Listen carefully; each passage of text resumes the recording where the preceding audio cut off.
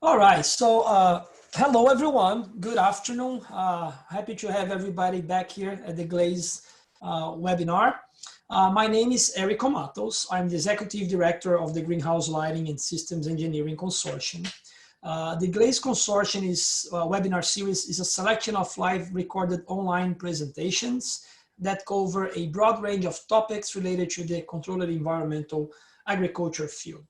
These webinars feature the latest technology innovations and best practices in the CEA field, providing the audience an opportunity to discover new solutions and to connect with field experts. It is my pleasure to introduce today's speakers, Dr. Gioia Massa and Marni Karlin, who will be talking about food safety in CEA systems today. So Dr. Gioia Massa is a NASA scientist at the Kennedy Space Center, working on space crop production for the International Space Station and future exploration endeavors. She led the scientist team for the veg validation, and she heads an interdisciplinary team to study nutrition and flavor of space-grown crops. She has a BS in plant science from Cornell University, a PhD in plant biology from Penn State, and a postdoctoral research from Purdue and Kennedy Space Center. Hello, Gioia. We also have here today Marni Karlin, which is the new Executive Director of the CEA Food Safety Coalition, an independent and member-governed coalition of stakeholders in the CEA leafy greens sector. The coalition is tasked with developing credible, strong, and appropriate food safety standards for controlled environment production of leafy greens, educating consumers and regulators on controlled environmental growing, and communicating the value of controlled environment agriculture. Marni has nearly 2 decades of experience in public affairs, policy, advocacy, and nonprofit management. She holds a BA from the George Washington University, a JD from the University of Chicago Law School, and a culinary arts diploma from Le Cordon Bleu. I guess I said that right, I hope. Marni can correct me in a second here. A record version of this webinar will be available at our website, glaze.org, where you can find all the previous webinars, and you can also register for the upcoming activities. If you have any questions about the presentation, or if you'd like to get in contact with the speakers, please submit your inquiries using the Q&A box at the bottom of your screen here at Zoom. We'll do our best to answer all your questions live here after the presentations, but if not, you can follow up by email and we're gonna get all of them answered. So with that said, it is my pleasure to give the word to Dr. Gioia Massa. She'll be the first presenter, and then you're gonna be followed by Marni and the Q&A. Thanks, Marni. Thanks, Gioia. Okay, well, thank you, Erico. I really appreciate the opportunity to present today, and I really look forward to hearing what other presenters, what Marni's going to say, and all your questions. So today I'm going to talk with you about microbial food safety for space crops, and my co-author, Mary Hummerick, is our space crop production microbiologist, and she's also on here, and she'll be able to help answer any questions that I don't know the answers to. So, you know, our controlled environment agriculture system is a little different than many that you're probably familiar with. This is Veggie. It's a small plant growth chamber on the International Space Station, and it's really our astronaut garden. And we actually have 2 Veggie units on the space station right now.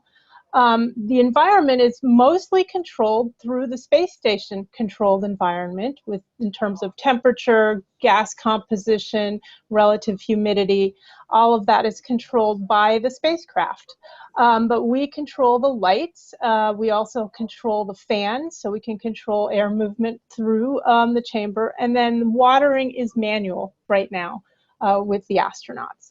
And we're growing, you know, leafy greens for the most part on space station. We have also grown some flowers, and we hope to grow fruiting crops in the next year or so. But primarily, we're looking at leafy greens. And here are a couple of recent photos from our experiments last year, where we did red to blue to green light testing. So we did different RBG ratios, and we looked at the production of Mizuna mustard in the 2 veggie chambers. So we had kind of a red rich environment, which was a 9 to 1 to 1 red, blue, green. And then we had a blue-rich environment, which was a 5 to 5 to 1 red, blue, green light ratio. And we compared how well the plants grew, how nutritious they are, how they tasted. We actually have the astronauts do taste tests, and their microbial composition. We also did some behavioral health surveys, so we're trying to collect human data as well. And really, you know, our end goal is this. We want happy astronauts eating their fresh vegetables. We're looking at supplementing the packaged diet with fresh pick-and-eat produce. But, you know, our concern is to not have any food safety issues. We don't want to get anyone sick. They'll never let us grow anything again if we do. So we want to grow these plants as safely as possible. And you might think, well, they're in space, you know, what could happen? But there are unfortunately a lot of human-associated microorganisms that are just floating around up there. And so we have to be very careful that, you know, that these aren't becoming a problem on the plants. And, you know, it's also not very easy to wash your produce in space, right? It's not even easy to wash your hands in space. So having these human interactions is definitely a concern. So, you know, what we do when we grow the plants, we allow the astronauts to eat some. They have some sanitizing wipes that they use to clean the produce. But then the remainder of the produce, we are still bringing back to Earth to do our microbial analysis. And so we get samples back frozen. You can see this picture maybe in the very bottom center. These are our frozen plant leaves wrapped in foil. They're frozen at -80 degrees, and we have a -80 freezer on the space station. And we also will bring back some plant pillows. These are our small grow bags, and look at the substrate, the roots, and the wicking material. We do microbial, culturable microbial counts, heterotrophic bacterial and fungal plate counts. So basically all the bacteria that grow on a petri dish and all the fungi that grow on a petri dish. And then we look for specific human pathogens, things like E. coli and Salmonella and Staph aureus. And then we identify anything that grows. So that's sort of our typical methodology. And I'll get more into some of the other things that we're doing later. But when we get those data, and these are some of our early data from our very first leafy green study in Veggie, they kind of look like this for our total aerobic plate counts of bacteria and our total yeast and mold counts. And we assess you know, how they compare with our ground controls. Here you can see the ground counts were actually very variable. The flight counts were pretty uniform. And we compare them to close approximate standards. So those horizontal orange and blue lines are the standards for NASA non-thermostabilized food.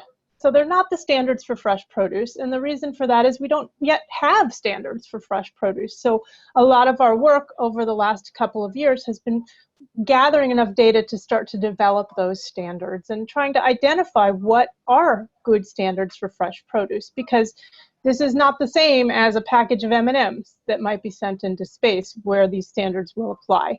But you can see the produce generally, at least in this case, fell below those standards, but not every plant did. And these are individual plants that we're looking at here. So that led to this project, which I'll talk more about today. This is our produce microbiology project, where we basically did kind of a broad survey. First, we did a lot of literature review and data mining and compilation of existing data sets that we had for space and for controlled environment growth, you know, and then what other people have for standards and for space and for controlled environment crop growth. Then we did a market produce analysis where we went to the grocery stores and we picked several and got produce that's comparable to what we want to be growing in space. And at the same time, we did a chamber analysis. So we grew things in our ground chambers and compared them to all of these other data. And so all of this feeds into this risk assessment and the development standards for space-grown crops. So we're really trying to get an established baseline for expected microbial levels so that we can kind of understand what is normal and what is unsafe.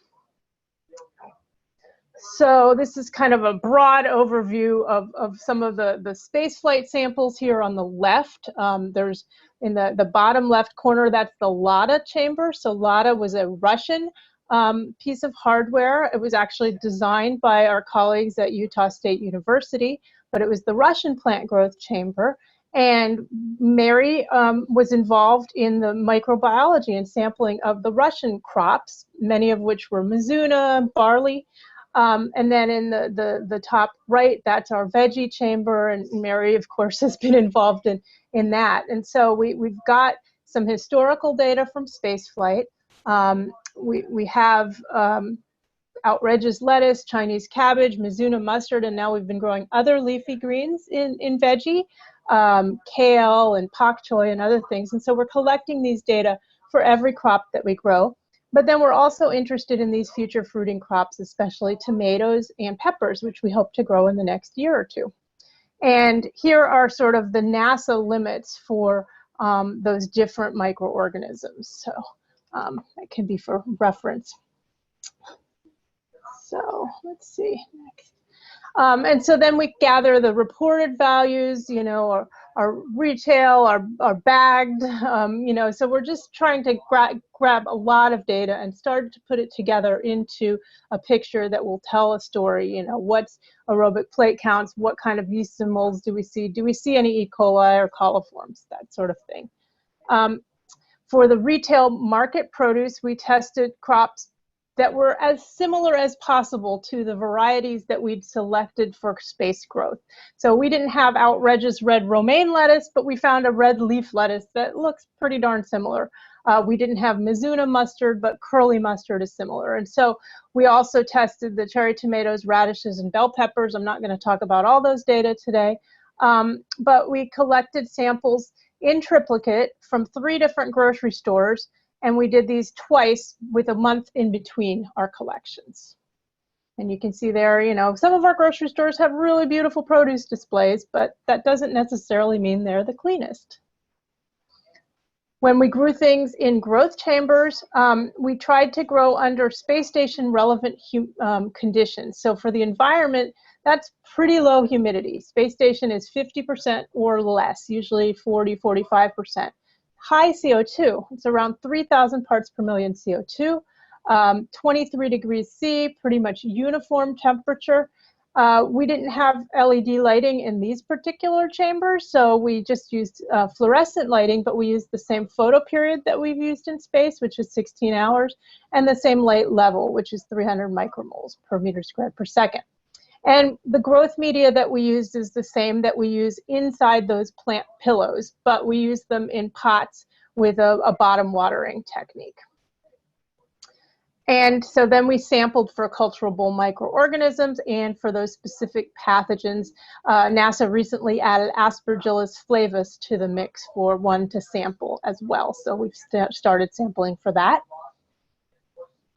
And so here are some of the data that we got. And so what you can see here, we're comparing the market produce and the chamber-grown produce, both cleaned and uncleaned. And cleaned here is like a water rinse. So this is what you would do at home, about a 30-second or 1-minute water rinse. I can't remember exactly. Mary would know that. You can see it doesn't really make a huge difference, but it cleans things up a little bit. And then here with the red romaine lettuce, we compared the Veggie 3A experiment, which was a cut and come again. So that was repetitive harvesting from the same set of crops for 2 months. So instead of just growing them for a month and cutting them off, we had astronauts take the older outer leaves at each harvest at like once a week over those 2 months. And we have 2 harvest samples here. And then the Veggie 3D, which is our mixed crop. So this was lettuce, red and green lettuce, and Mizuna all grown in the same chamber. So you have leaves touching each other with different, plant-associated microbiomes. So one thing you can see here is that the harvest sequence between the second and the final harvest wasn't very different for microorganisms for aerobic plate count, so that's bacteria, the blue graph. But between the second and final harvest for fungi, it increased quite a lot. So that's really kind of interesting. It shows that as these plants age and as you're cutting off leaves and there might be some dying tissue on them, you're not really increasing the bacteria on the other leaves, but the fungi are increasing, whether it's due to just, you know, changes in the environment or changes in the plants themselves. We're not really sure. But we see that, you know, our market produce is not significantly different than this higher level last crop of Veg03D, but the others are significantly lower. And for fungus, it's similar, except for that final harvest of Veg03A, which is also pretty high. So, you know, these are just lots of data to help us really understand. But again, market produce in terms of yeasts and molds was pretty much similar to what we're seeing in spaceflight. For Mizuna mustard, the data are a little more variable. Here we've got plants growing in different growth materials. So some of these, you know, we have again the market and the chamber, but then we have some testing in ponds, which was a different growth system we were trying out for veggie, and in pillows for comparison. We have Prosan, which is the citric acid-based sanitizer that the astronauts are using. And you can see that that actually knocked the levels down quite a bit, a lot more than the water did, if you compare the white bars to their gray bars right next to them. And then again, the Mizuna from that mixed crop test. So here you can see that, you know, again, the market produce and that final mixed crop test are pretty high for bacteria, but they're very similar for yeast and molds as well. The market produce was pretty high with our curly mustard. So I won't go through all of the data, but we got these types of data for peppers and tomatoes as well. We do see the number of bacteria and fungi on the chamber and space station grown produce are really no higher than the market produce from field settings, so that's reassuring. The produce sampled indicated no specific microbiological risks associated with a particular type of product. We didn't see any of the E. coli and Staphylococcus and all of the other things in these studies. But in general, the fruits, tomato and pepper, had the lowest counts, which you would expect because they're far away from water, they have waxy skins on them, stuff just doesn't stick or get there. Where radish, which is in close proximity to the water, had very high counts, and we didn't see any difference between our market and chamber-grown crops with that one. We do see this possible upward trend in those Veg03D tests. That's the one with the mixed crops. And that could be because we have the mixed crops, but it also could be because the chamber has been there longer. And maybe in between experiments, they're just not cleaning it out well enough. So we think that you could do controls and steps to make sure the surfaces are decontaminated in between grow outs better. We do have those procedures, but you know, they can always be better. And you know, this study made us think about microbial monitoring of inputs into the plant growth system in general, and how important those should be for detecting trends early on while you're growing these crops in space. And maybe it's not very simple, but one of the things that our group is looking at is working with USDA to do hyperspectral or multispectral imaging to try to detect plant health issues, but also any food safety and contamination issues before they become a problem. So we're hoping that defining all these risks and developing best practices will make routine consumption of this fresh produce safe for the astronauts. So one of the things that this study and the other studies have fed into is the development of a hazard analysis critical control points plan for space-grown produce. And I'm not going to go through all of this. This one's specifically for veggies, so we're looking at pillows, you know, seed handling, preparation, and then actual hardware integration on orbit, you know, and what what types of steps do we need to have in place? Like we tell the astronauts, you have to wear gloves. They don't like wearing gloves. They want to work with the plants as if they were in their garden. But when we start to see human-associated microorganisms that could live on the leaves, you know, we say, look, you have to do this. It's something really important. They're going 17,500 miles an hour. Can we enforce this? No. So, you know, we try to put the best practices and procedures together that we can, and hope that the crew, you know, takes their safety seriously. But there's really not any way to enforce that. One of the things that we've started doing on some of the return samples is, you know, microbiome community sequencing. So doing PCR and really looking at what microorganisms are associated with the plants, whether they're alive or dead, whether they're endophytic from inside the seeds or whether they came on afterwards, and just starting to understand those communities. And so we get data that look like this, which just totally boggle my mind. But you find, you know, a lot of microorganisms associated. If we look, we have the flight and the ground. The first three are roots, substrates, and wicks for both.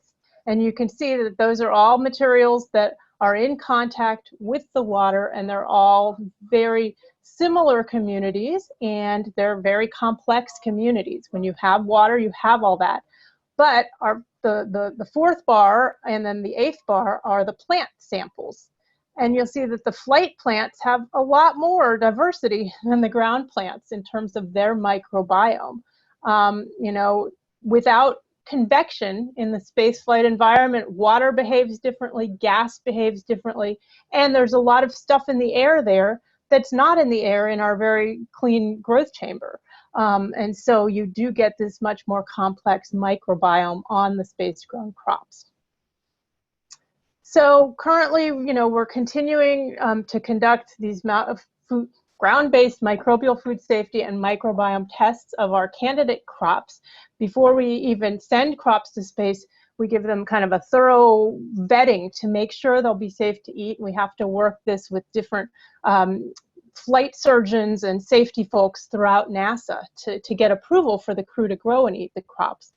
And we're developing these standards for space. We worked with JSC to do the risk assessment based on the data that I showed you earlier, and all the data that Mary has been generating and gathering.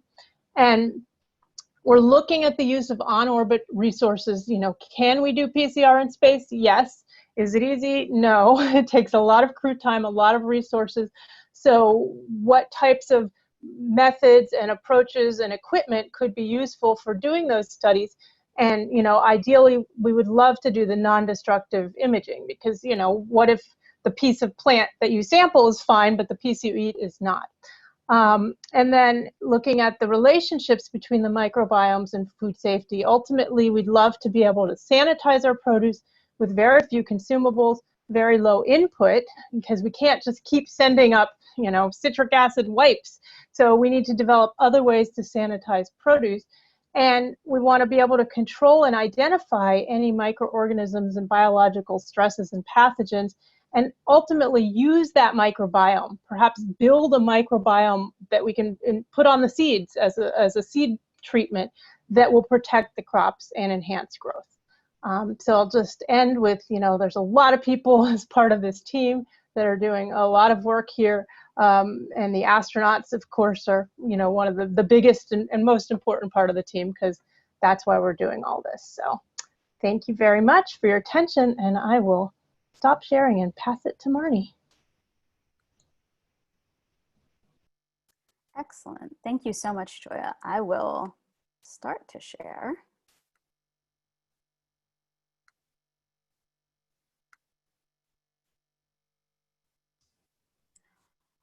All right. Well, I am thrilled to be here to be part of this conversation. It's really tough to follow Gioia with all of that exciting information about what's going on in space. I've been kind of obsessed with space since I was a kid, so I just find this fascinating. I'm going to talk a little more about what the industry is doing here on Earth, but I think there are some really cool opportunities that Gioia and I have talked about offline for our work to inform theirs and their work to inform ours, because we're all sort of aiming for the same thing in some way, which is to make sure that the food we're producing in controlled environments is safe.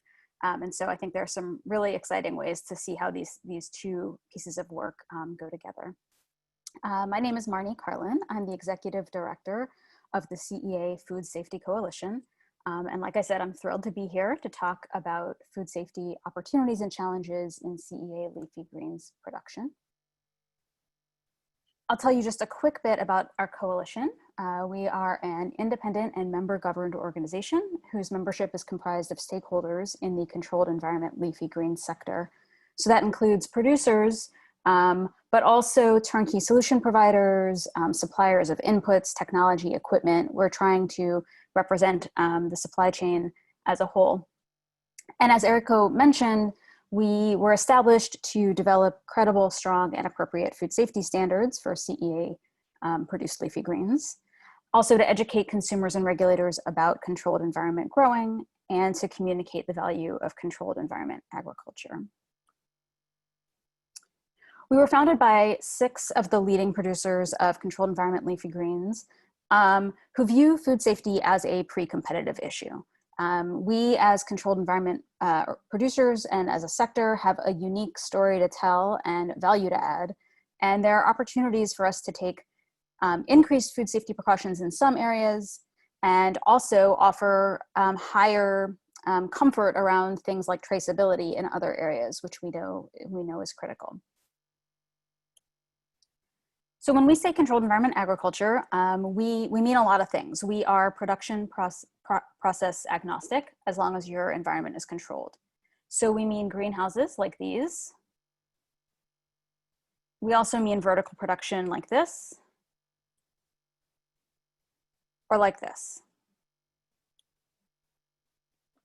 Our coalition, which has grown to 21 members, has a handful of top priorities that I just wanted to talk about briefly.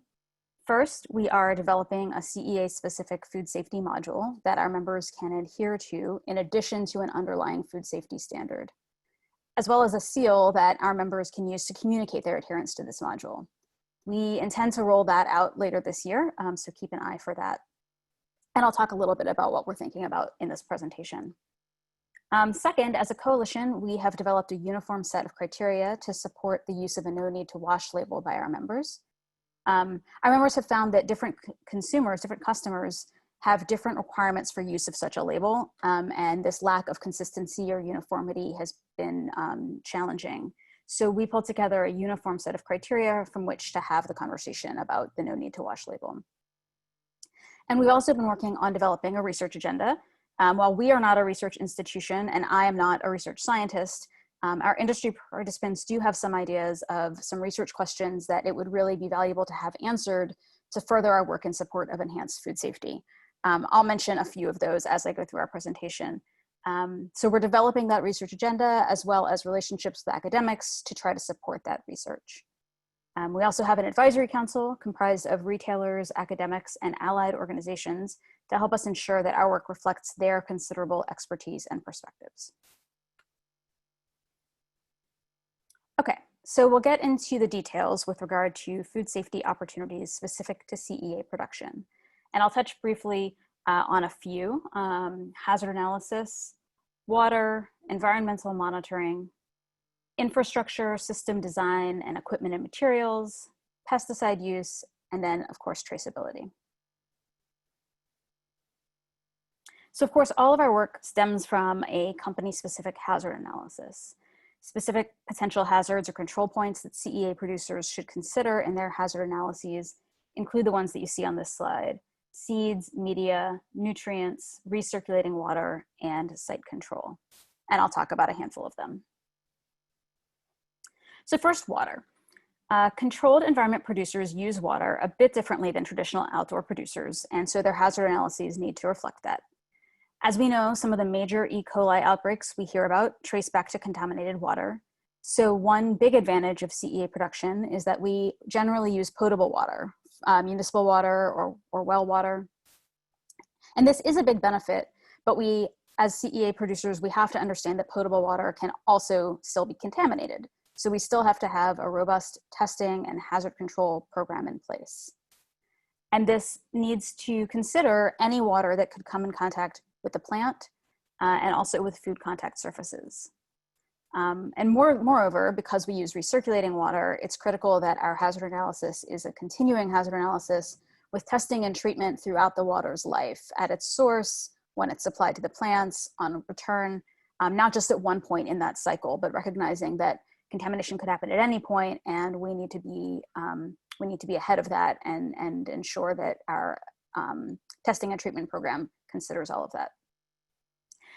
One area where we have identified that some additional research would be fantastic is in the area, on the question of whether E. coli is capable of entering the roots and being transported up to the edible portions of the plant. There's conflicting research on this, and having better scientific knowledge of it would help us better understand our hazard analysis and our testing and treatment plan that would be needed.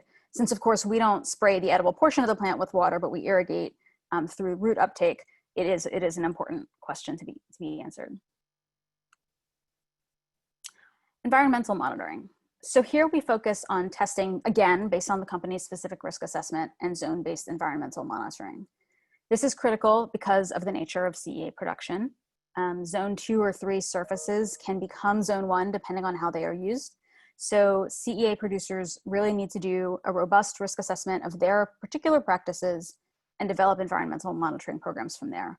That'll sort of become a bit of a broken record, I feel, that everything drives, especially as we think about how our members all have slightly different practices and slightly different controls, that everything derives from their specific risk assessment, and that's the basis of all of our thinking on food safety.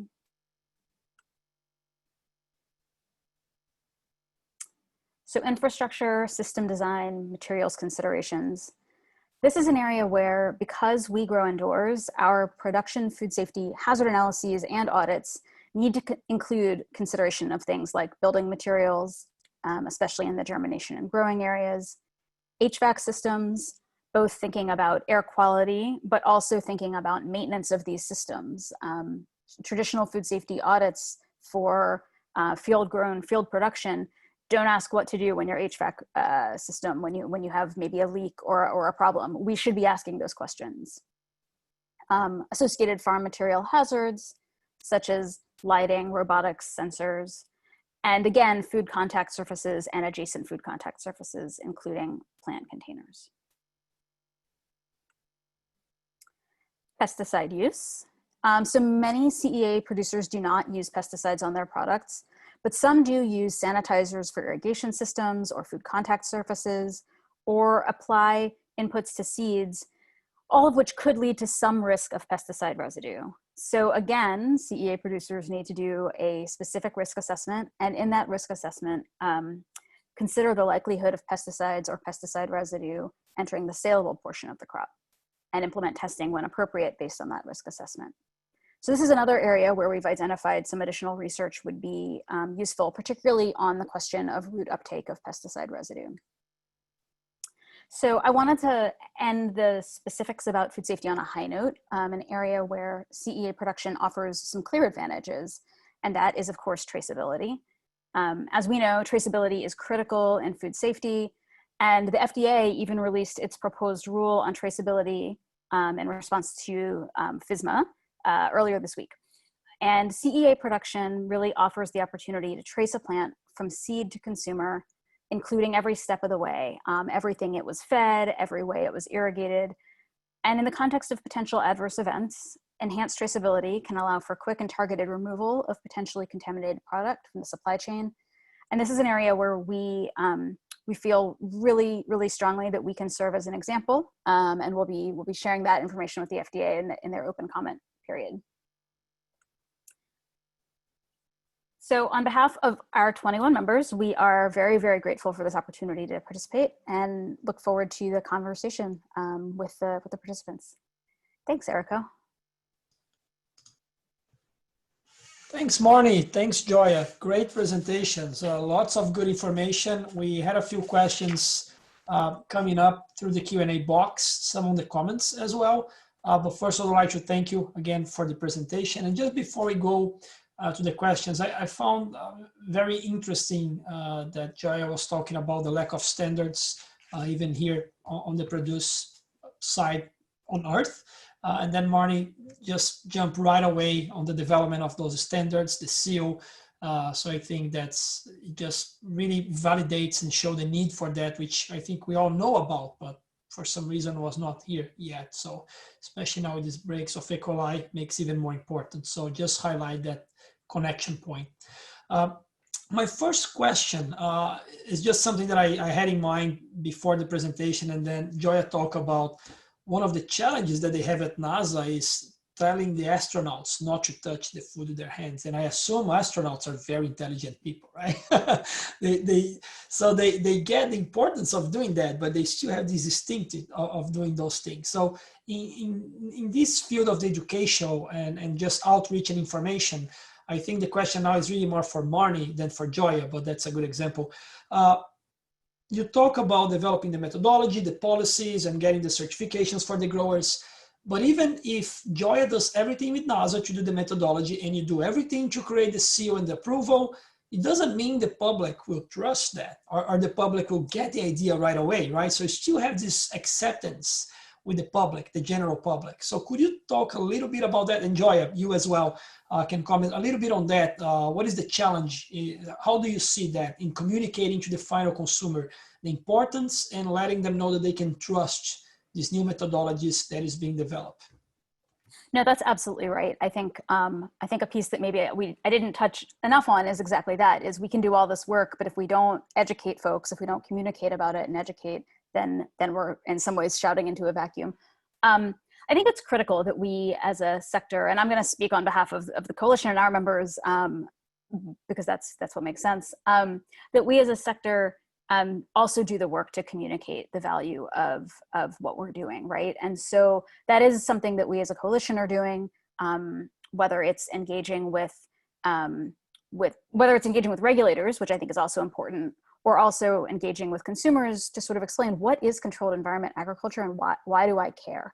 And I think there's some really, really wonderful stories to tell. I think whether it's about food safety, obviously, or whether it's about a potentially shorter supply chain that can prevent some of the supply chain disruptions that, for example, we have been seeing over the last 6 months in our food supply due to the pandemic. Whether it's about less use of pesticides, less use of water. There's a lot of story to be told, and in some ways, I model some of my thinking on the early days of the organic sector. When organic was new in this country, or when the concept of organic as organic was new in this country, there was really a communication of here's who we are, here's why we're different, and here's why you should care. And they've done such a wonderful job. And that's not just through regulations, right? It's also through communication. So I think that's something that we can really learn from them as an example there, and that there's great work to be done. I will say a lot of our retail partners who see value in the consistency of supply are also able to play a role in that, in communicating to the end consumer why they should want to see more controlled environment leafy greens on the shelves. Yeah. I mean, I don't really have anything to add to that. I think that's, spot on what Marni says. I think communication is just key, and education. I mean, astronauts, as you say, Erico, are very intelligent, but that doesn't mean they're all aware of all, of best practices and hazards. And so we try to explain this with different formats too, and I'm sure, Marni, you're doing the same thing. You've got labeling, you've got advertising, you've got lots of different approaches, because everybody learns differently, and so astronauts are certainly no exception to that. So we have crew procedures, but we also do videos, and we try to do like short communications up to the crew regularly about what they're doing and why it's important, and why we didn't just make up these procedures to make them miserable. We're not doing this just to to give them more work. We actually want them to stay safe, and their safety is in their hands.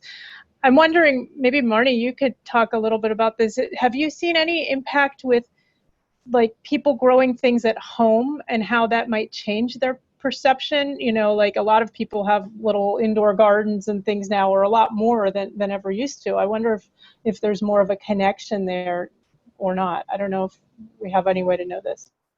Yeah, I haven't seen anything on that, but I think it's a really interesting point. I do think we've seen, especially again over the last 6 months, as some of our eating and shopping habits have shifted.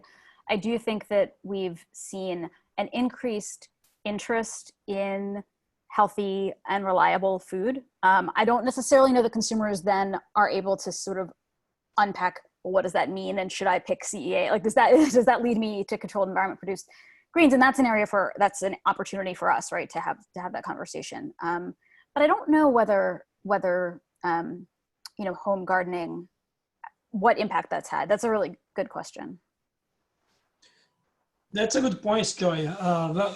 I think we'll see in a few months from now, because now has been this really boom with the whole COVID situation. We might see in a few months. So another question, that's an interesting one. Is there any focus on integrated pest management, on IPM strategies while in space? What are some challenges controlling active pest and microbe outbreaks in future plant production runs? And then just to extend, so the question, I guess, is for Gioia, and then to extend to Marni as well, if IPM, the integrated pest management, is part of the protocols on the coalition. Yeah, that's definitely something we're looking at. I think that's a really good question. We actually have a plant pathologist who will be kind of starting working with us as a visiting faculty starting the beginning of next year. And he's very, very mindful of the IPM approach and is going to work to develop. He's going to be like on a sort of a sabbatical period to work to develop kind of an IPM approach to space. We have had some pathogen issues. We don't have insects, thank goodness. At least we haven't brought any of those along with us yet. But we did have, a fusarium outbreak in our zinnias, and that it was mostly due to a hardware failure. In general, what we've seen is if you can keep that hardware working right and keep the environment in the right range, then the plants will really grow past any issues. But we've had a few. We've had some watering challenges, and watering is really our biggest challenge in space. So we're spending a lot, I think, probably more effort on the engineering approach right now to try to get better environmental control, better control of the watering, so that we can at least enable the plants to do their very best. But we also have to think about what other integrated management approaches can we do to control these things.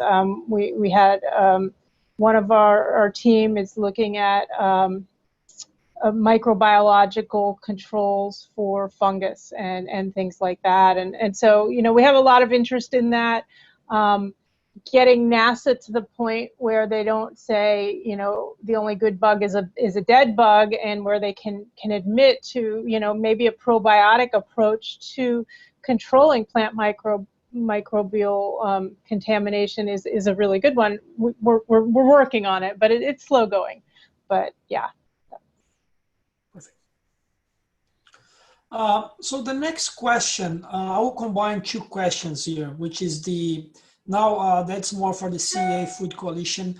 So one of the questions here, Marn, where is driven by, hold on, because we have lots of questions now, it disappeared. Anyway, the question, there you go. Is the development of standards from the CEA Coalition being driven by buyers or suppliers? So which one is the driven factor here?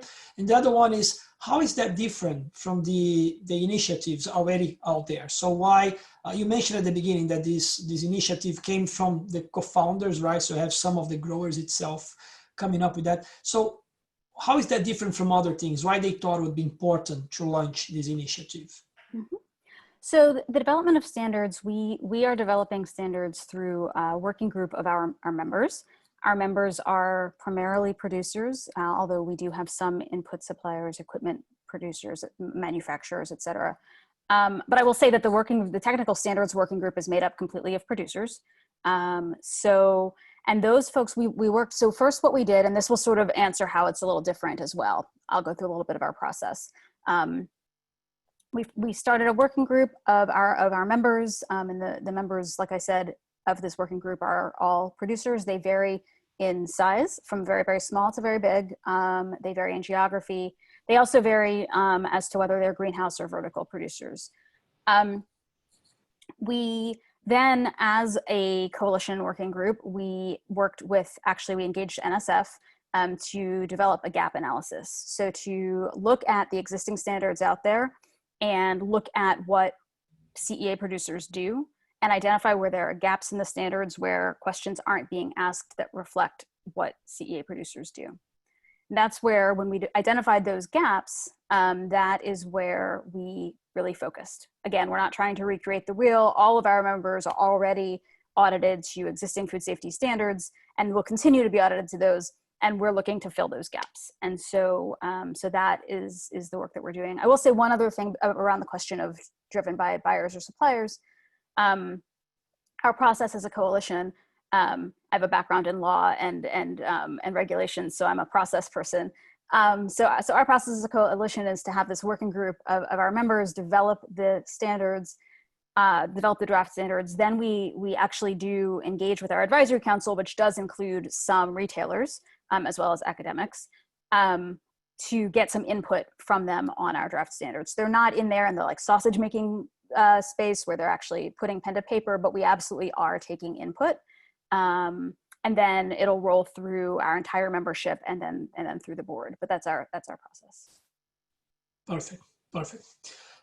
We do have several questions issue here. I'll try to favor the questions that are more general, that we can get the input from both of you.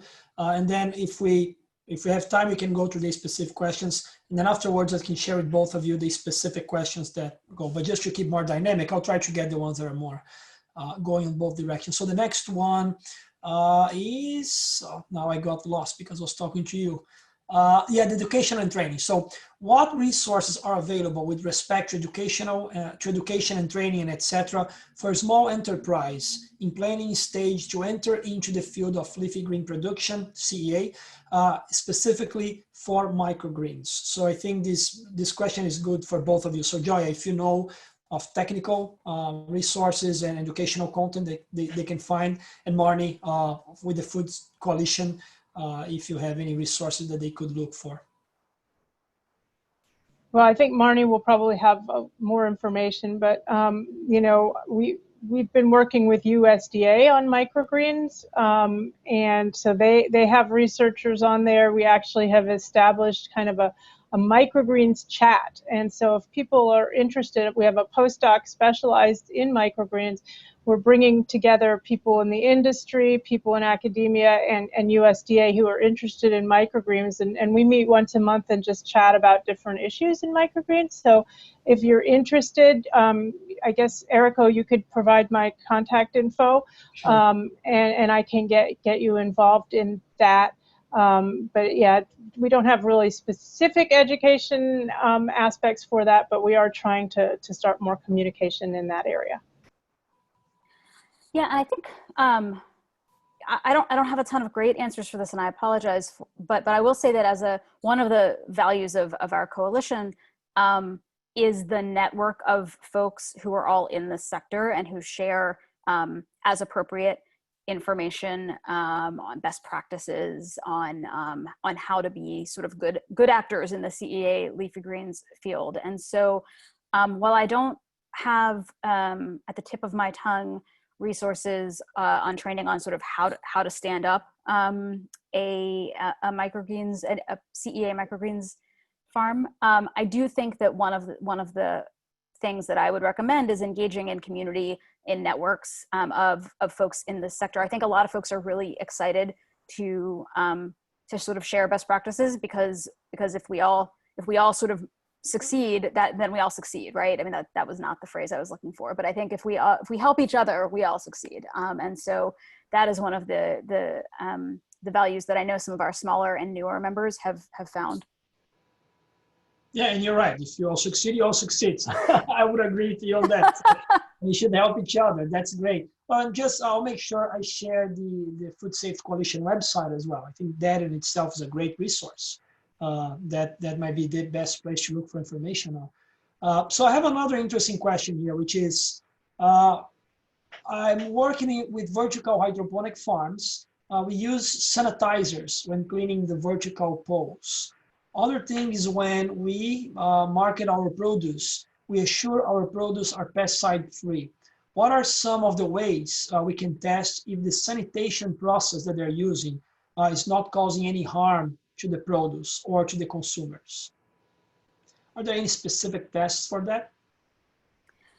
So I will offer a resource rather than an answer in some ways. So I am not the technical food safety expert with a specific knowledge on testing, but I can connect to folks who are. And so I'm happy to make that connection.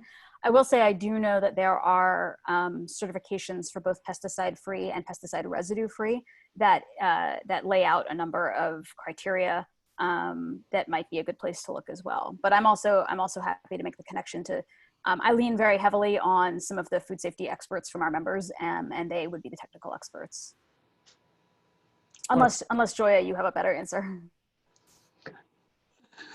Okay, so I have one here that is interesting for glaze actually, which is about lighting. So are you favoring any particular light recipes or ensuring the inclusion of any particular wave bands to reduce microbial load during production? I think for veggie might be a good question for Gioia. Gioia, did you look into that? Well, we're very limited in veggie, so we only have 620 nanometer or 625 nanometer red and blues and greens. We just really don't have the ability. Our advanced plant habitat has a red, green, blue, a broad spectrum white, and a far red, and we're actually planning some studies where we're really trying to assess how the microbiome changes under different environmental conditions. But yeah, a lot of what we do is really with lighting is really looking at what you and academia and industry are doing, because there's so much research on that, and with NASA we've got so many other problems to deal with that are more unique that we're really dependent on what's going on with the lighting in research on Earth. But we did find with the red to blue to green light study that I referred to, there really was no difference in light response between flight and ground that we saw in terms of the microbiome. So we think that growing things on the ground is a good proxy for space flight when doing light testing. So that makes it a little easier to do. Perfect. Marni, does the Food Safety Coalition includes lighting? Are they discussing lighting treatments?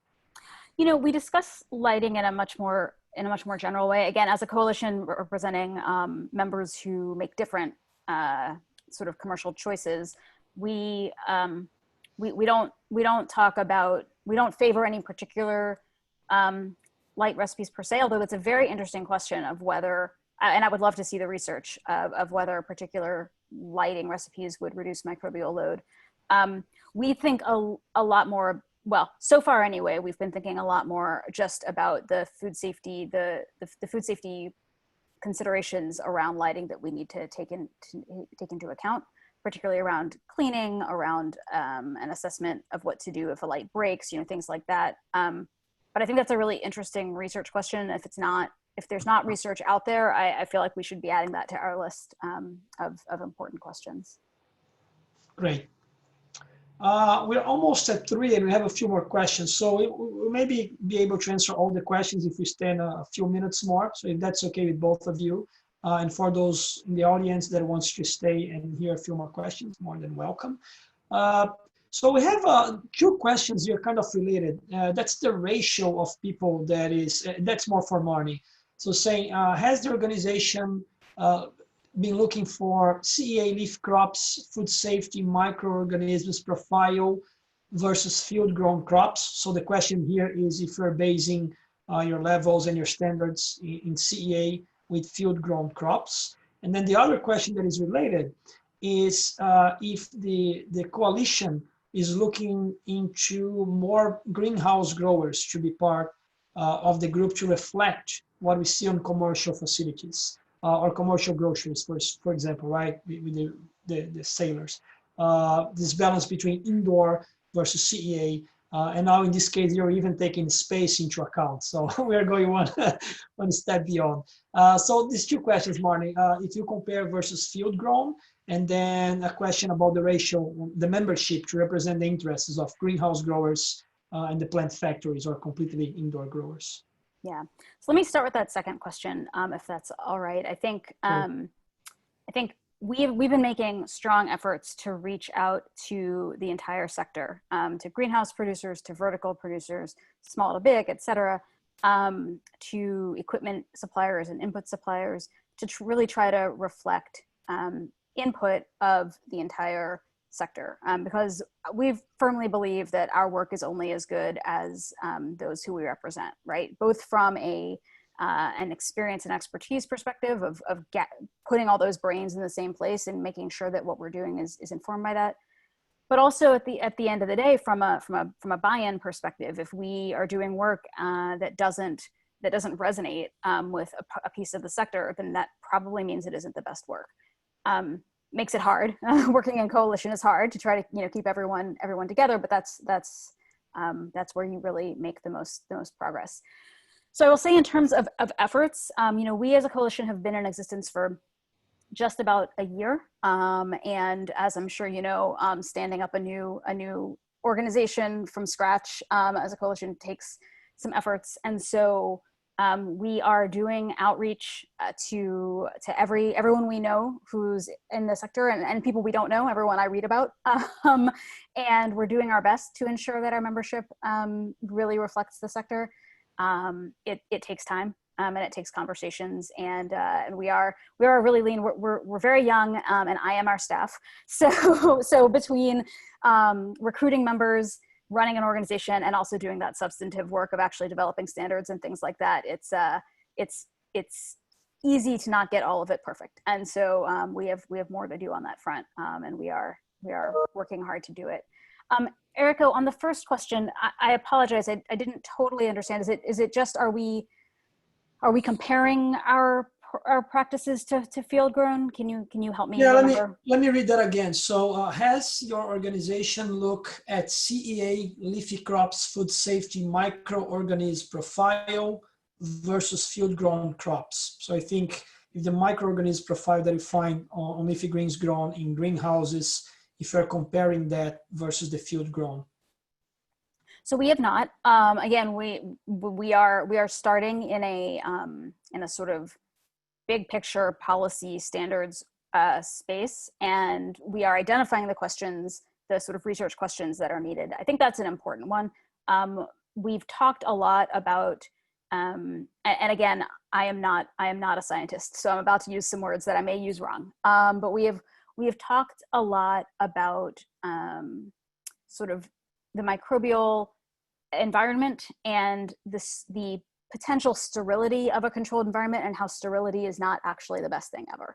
And so we've had these conversations, and we've had these conversations around trying to understand that better, and trying to understand what can lead us to the best microbial situation. And I think that's an area too where partnerships with researchers and academics, potentially even offering up sort of, data and examples to then be able to assess. I think that's an area where we could really make some headway if we approach that. Sure. Perfect. So the next question for Gioia, and that is on the that's on the chat, Gioia. Just if you want to read that as well, which is not on the Q&A but on the chat. What is the difference between the NASA standard for the general standard here on ground for microbial count in the fresh foods such as leafy greens? So is there anything special from NASA versus what we're using here? Well, I mean, we don't really have NASA standards yet. So part of it, I would say is that we're still kind of working on those. But you know, the difference is really the environment, right? You know, on the ground, plants are generally grown in a plant growing place, you know, whereas in the space station, plants are grown in the same place that people are doing experiments on fluid physics, or they're exercising, or they're sleeping, or they're eating, and it's all in shared space, and it's a pretty tight environment. So I would say in general, you're going to have a lot more microbial diversity in that environment, and that may make you unable to meet standards of, you know, if those standards are based on a ground environment where you just have this, you know, one population of organisms and a few people coming in to take care of them once in a while. So I think we're still kind of trying to figure that out. I think Mary's on, and maybe Mary, you have any more to add to that? I don't think so, Joy. I think you're right. It's a challenge because it's such a unique environment. And, you know, we're still trying to define that through all this data collection. So I agree. Yeah, I think that, yeah, that makes a lot of sense. You go through the environment and then you find what you need to develop these standards. That does make a lot of sense. A more light question now for Gioia, which is, what do you see, what are the biggest hurdles to overcome fruiting, flowering plants production in space?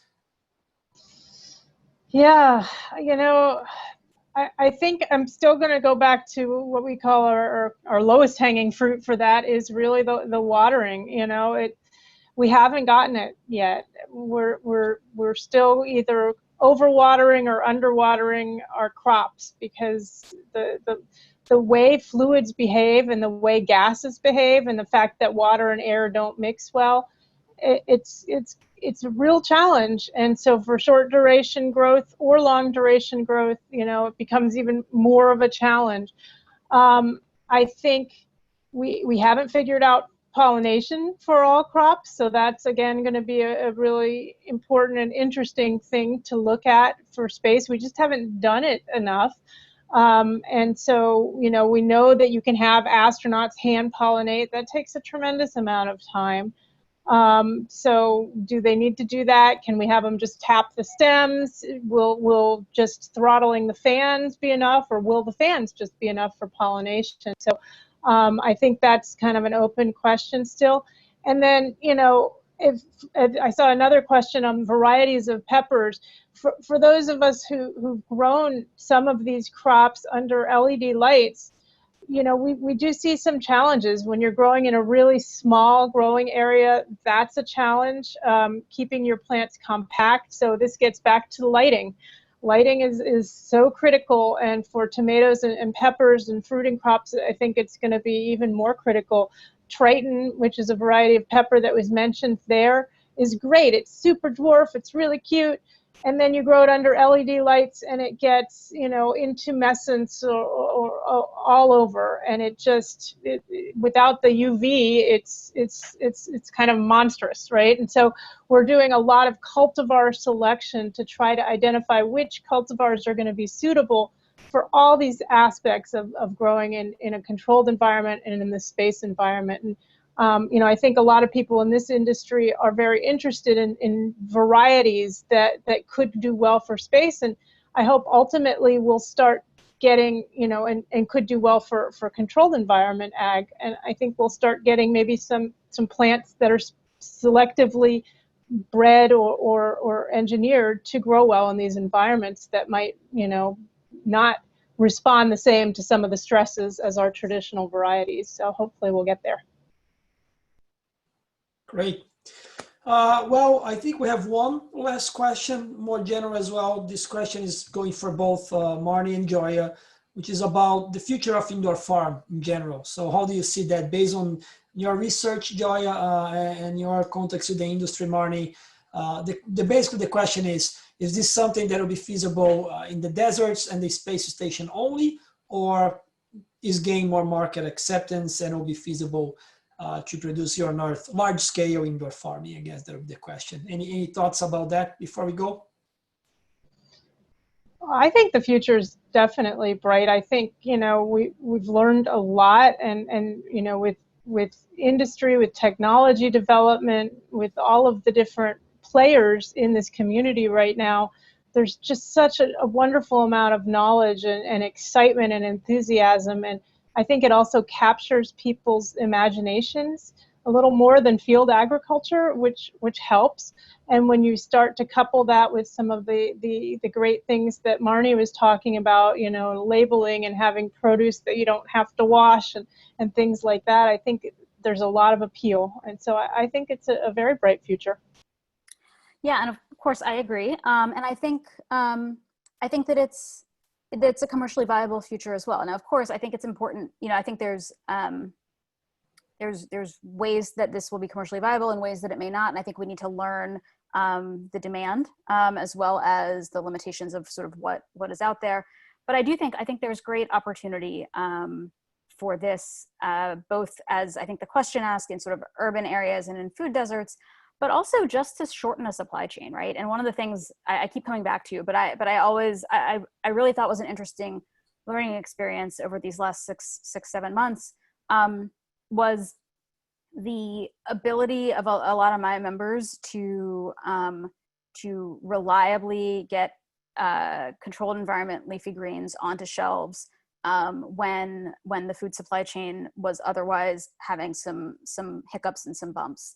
And I think that if that's true, which at least it has been, we've seen it to be true over these last months, I think that's going to matter. It's going to matter to retailers who want to keep food on their shelves. I think it's also going to matter to consumers who want to be able to know that they can have safe and delicious salad greens to feed to their families. And so I think that as long as the commercial piece can be figured out, and I think it can, then I do think there's a future. I tend to be kind of a big tent agriculture person, and I think there's a lot of ways to create a healthier and more sustainable food system. And this is absolutely one of the pieces of the puzzle. Yeah, and food safety is one of the most important I see as a big benefit, the food safety. So that's, food safety is a big player here. All right, well, thank you so much, Marni. Thank you so much, Gioia, for the great presentation, the Q&A. We end up going 10 minutes after, so as about almost 30 minutes we've been talking here. Great discussion. I really appreciate the time. Hopefully we can do this again sometime soon. Marni, congratulations in fast growing the consortium, like you mentioned. Gioia, always great to hear the research and everything that NASA is doing at the cutting edge. Any thoughts about the new potential microbiomes in Venus? Can we use them to? Not yet. No thoughts yet. Super exciting. I want to hear more about that. Yeah, hopefully maybe that's the answer. So anyway, thanks everyone for joining the webinar. I hope we can see you again next month. We're going to be talking about the CEA database, so how to establish baselines for energy consumption, energy efficiency for greenhouses, horticulture, vegetable greenhouses. So hope to see you everyone again. And thanks again for our speakers, Marni and Gioia. Have a good afternoon, everyone. Bye-bye. Thank you.